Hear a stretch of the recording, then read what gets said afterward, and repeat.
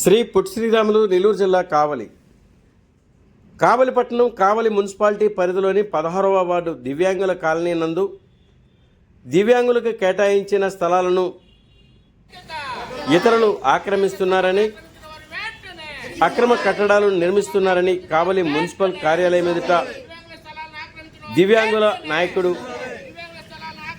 మండవ వెంకట్రావు దివ్యాంగుల కాలనీలో అక్రమ కట్టడాలను నివారించాలని, అక్రమ కట్టడాలను ప్రశ్నించే వారిపై దాడులు నిర్వహిస్తున్నారని దివ్యాంగుల కాలనీ నాయకుడు మండవ వెంకట్రావు మున్సిపల్ కమిషనర్కు ఫిర్యాదు చేశారు.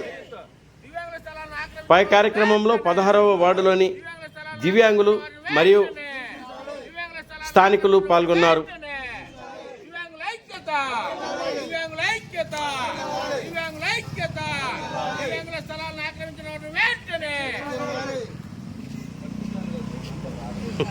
దివ్యాంగుల స్థలాలను ఆక్రమించిన వెంటనే దివ్యాంగుల స్థలాలను దివ్యాంగుల ఐక్యత వికలాంగుల స్థలాలు కబ్జా చేసిన వాళ్ళు వెంటనే తొలగించాలి. దివ్యాంగుల స్థలాలు వెంటనే దివ్యాంగుల స్థలాలు కబ్జా చేసిన వాళ్ళు వెంటనే దివ్యాంగుల ఐక్యత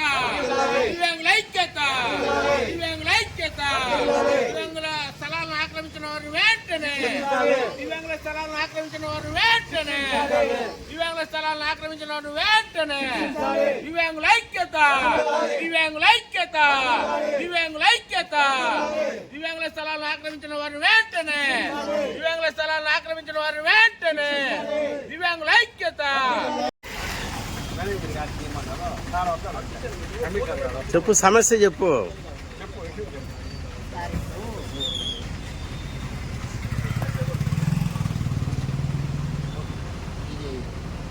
వైసీపీ అప్పుడేమో నా దాకా నేను దాన్ని సీఎం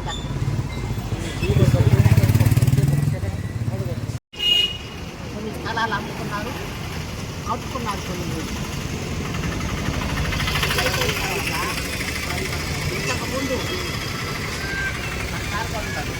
ఇంతకుముందు రాజు అనే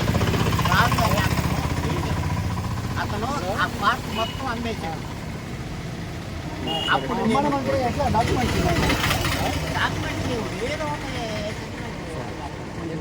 వేసాడు అంటే దీని ఎవిడెన్స్ వాళ్ళ దగ్గర రిజిస్టర్ డాక్యుమెంట్స్ ఉండడం ఏదో ఒకటి ఉంటుంది. అవన్నీ లేకుండా అవన్నీ ఎవరు చూస్తున్నారు సార్? అమ్మేశారు, మోసపోయారు. మేము ఆ రోజు ధర్నా చేస్తాను సార్ వాళ్ళు వచ్చి మొత్తం పడేపించారు. సరే సార్, పడేపించిన తర్వాత ఈరోజు సగం పార్టీ ఒక బిల్డింగ్ కట్టుకున్నాడు, సగం పార్టీలో ఆక్రమించి ఫోన్లు ఏం చేయాలని చెప్పారు? ఏం చేస్తున్నావు కట్టిన దాకా? సార్ నేను పోయాను, మా వాళ్ళు కూడా వచ్చారు, పోయారు వేరే వాళ్ళు పక్కన వాళ్ళు కట్టగాకాయ అంటే ఇదేంది అంట కట్టాడు. ఏం చేయమని ఇప్పుడు చెప్పేదా? అది పడేసేయాలి.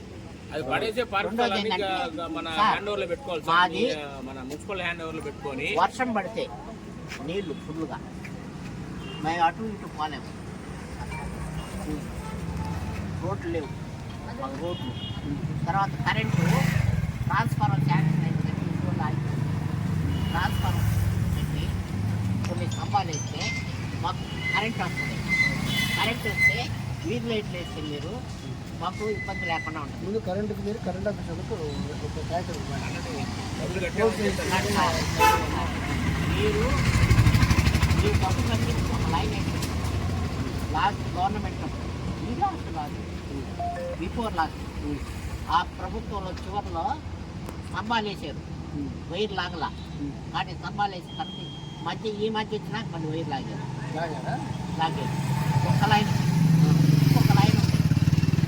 ఇప్పుడు కొత్తగా శాంక్షన్ చేసింది ఏంటంటే ట్రాన్స్ఫర్ కానీ ఇంత వేయాల.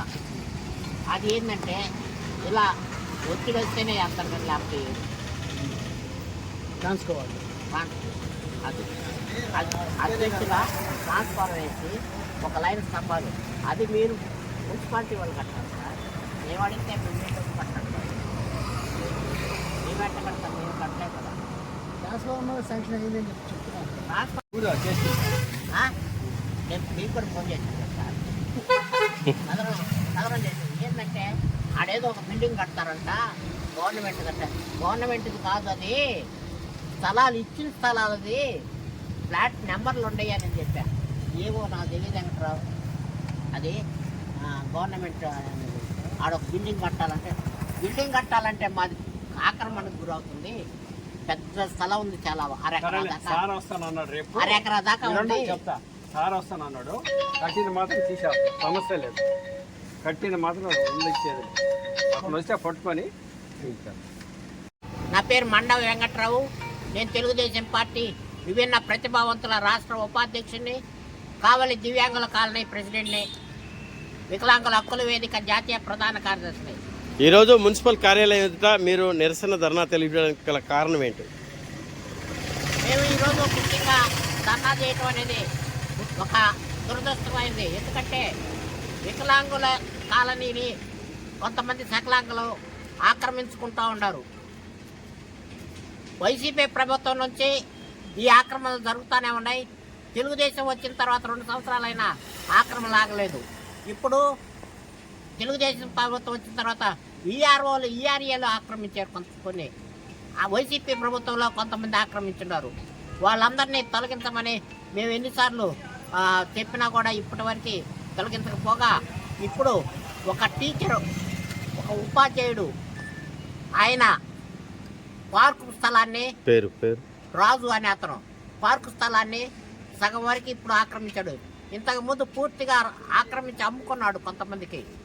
ఆ రోజు పోలీసు మున్సిపల్ శాఖ మొత్తం అతన్ని తరిమి కొట్టి వదిలేసినా కూడా మళ్ళీ ఈరోజు మళ్ళీ మొదటికి వచ్చినట్టు సగం ఆక్రమించి అందులో ఒక బిల్డింగ్ కట్టాడు. తర్వాత కోళ్ళను పెంచుతున్నాడు, ఒక కారు పార్కు చేసుకున్నాడు. ఇన్ని చేస్తూ ఉన్నాడు అనమాట. మేము గత వారం 10 రోజుల నుంచి మున్సిపాలిటీ రెవెన్యూ వాళ్ళకి తెలియజేస్తూ ఉన్నాం. కానీ ఉపయోగం లేకపోతే తప్పనిసరి ఆర్థిక చేస్తున్నాం. ఆర్డీఓ గారికి, అలాగే ఎంఆర్ఓ గారికి, ఎంఏ గారికి మీ సమస్య చెప్పారా? అర్జీలు ఇచ్చినాం. దానికి స్పందన అధికారుల నుంచి ఎలా ఉంది? ఎవరి నుంచి ఏ స్పందన రాలేదు.